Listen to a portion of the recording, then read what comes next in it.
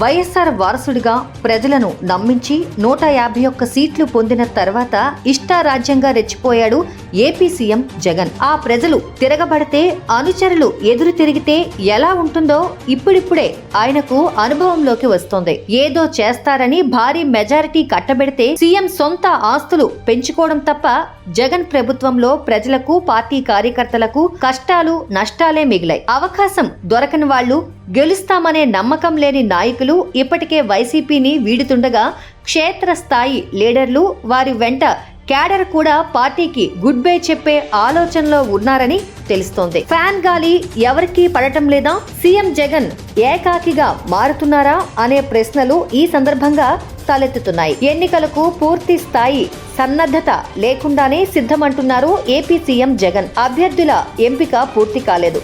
ఎంచుకున్న వాళ్ళు చివరి వరకు ఉంటారో పోతారో చెప్పలేని పరిస్థితి కనిపిస్తోంది. సిట్టింగ్ ఎమ్మెల్యేల మార్పు ద్వారా ప్రజల్లో వైసీపీ ప్రభుత్వంపై వ్యతిరేకత ఉందని ఒప్పుకున్నారు ముఖ్యమంత్రి. తప్పంతా ఎమ్మెల్యేలు, ఎంపీల మీదకు తోసేసి కొత్త మొహాలను చూపించి ఇంకో ఛాన్స్ అడుగుతున్నారు ఆయన. అయితే జగన్ ను చూసి ఓటు వేసే వాళ్ళు రోజు రోజుకి తగ్గిపోతున్నారని రీసెంట్ గా జరుగుతున్న పరిణామాలు స్పష్టం చేస్తున్నాయి. అంగన్వాడీల ఆందోళన, కాంట్రాక్ట్ కార్మికులు, ప్రభుత్వ ఉద్యోగుల నిరసనలను ఉక్కు పాదంతో అణచివేసింది జగన్ సర్కార్. చిరుద్యోగుల డిమాండ్లపై సానుకూల స్పందన లేకపోగా వారి సమస్యలను పరిష్కరించకుండా నిరంకుశ ధోరణితో వ్యవహరించారు సీఎం జగన్. రాష్ట్రంలో అన్ని విభాగాల కింద దాదాపు 8 లక్షల మంది ప్రభుత్వ ఉద్యోగులు ఉంటారు. వీరి కుటుంబాలు, బంధువులు, స్నేహితులను కలిపితే 50 లక్షల వరకు లెక్క తేలుతారు. ఈ సంఖ్య రాష్ట్రంలోని మొత్తం ఓటర్లలో 10% సమానం. వీరిలో ఎక్కువ మంది జగన్ కి ఇంకో ఛాన్స్ ఇవ్వడానికి రెడీగా లేరనే చెప్పుకోవచ్చు.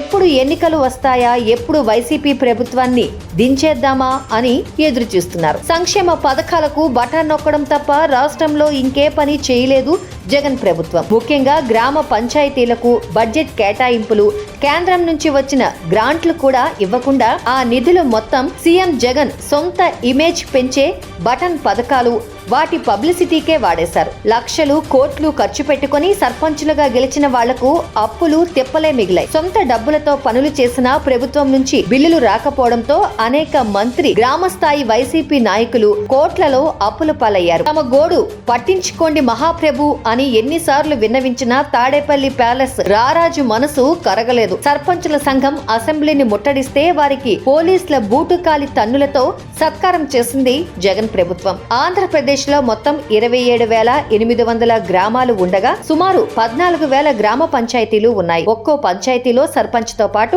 సరాసరి 10 మంది వార్డు మెంబర్లు ఉంటారనుకుంటే వీరి జనాభా 1,50,000. వీరి కుటుంబ సభ్యులు, బంధువులతో పాటు ఒక్కొక్కరు కనీసం 10 మంది నుంచి వందలు, వేలల్లో ప్రజలను ప్రభావితం చేయగలరు. అంటే సర్పంచుల సంఘం ద్వారానే సుమారు 1,50,00,000 మంది, అంటే మొత్తం ఓటర్లలో 30% మంది వైసీపీకి వ్యతిరేకంగా ఓటేసే అవకాశాలు కనిపిస్తున్నాయి. చంద్రబాబు హయాంలో ఉచిత ఇసుక పాలసీ అమల్లో ఉండేది. జగన్ సీఎం అయ్యాక 6 నెలలు ఇసుక తవ్వకాలు నిలిపేశారు.